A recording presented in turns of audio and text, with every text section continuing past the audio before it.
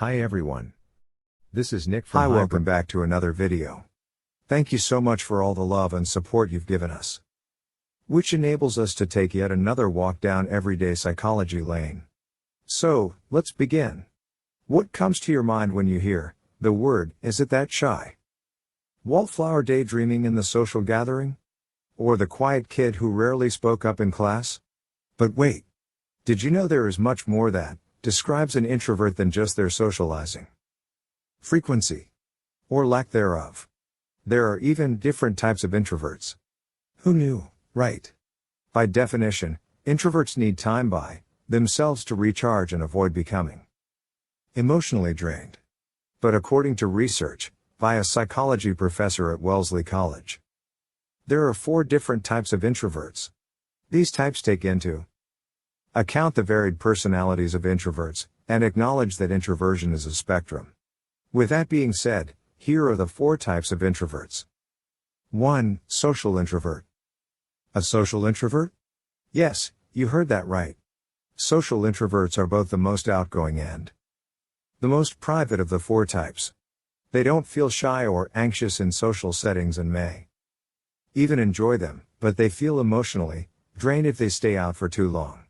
While social introverts like spending time alone, they still want a few close friends they can depend on, and they tend to be the most social when they're among this group of friends. Someone who doesn't know them might even assume they are an extrovert if they meet them when they are hanging out with their close friends.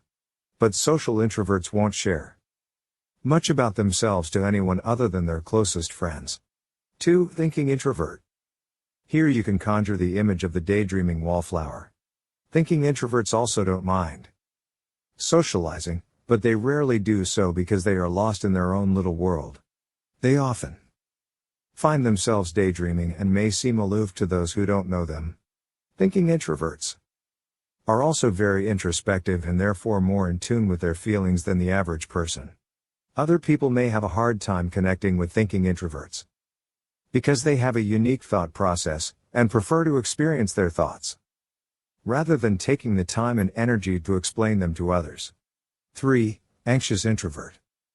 Do you know of someone who might replay social encounters in their head and think about what they said or did and what they could have done differently? Perhaps a better label for the anxious introvert is the shy introvert, to differentiate anxious introversion from anxiety disorders.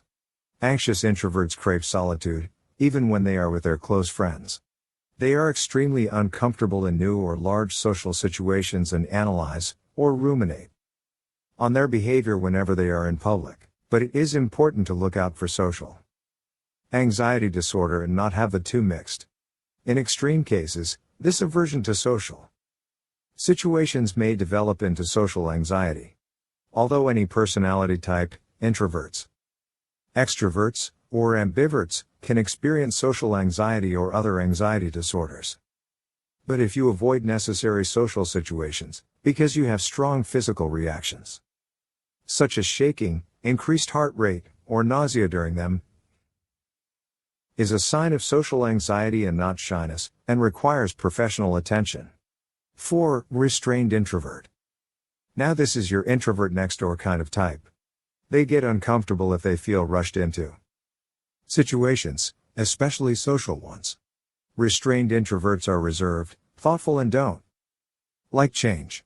They will go out, if they've planned for it far enough in advance, but they would rather be relaxing by themselves, binging their favorite shows, reading, or doing yoga.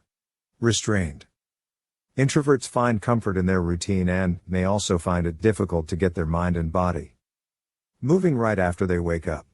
They thrive in their routine and appreciate ample forewarning.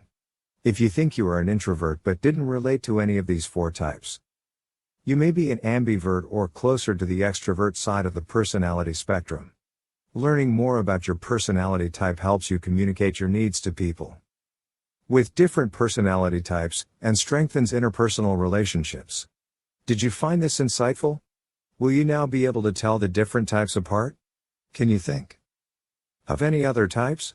If you're an introvert, which of these 4 types did you relate to? Share this with an introvert you know to find out what type they are. If you enjoyed this video, be sure to hit the like and subscribe to HighBrow for more content. Thanks for watching and we'll see you in the next video.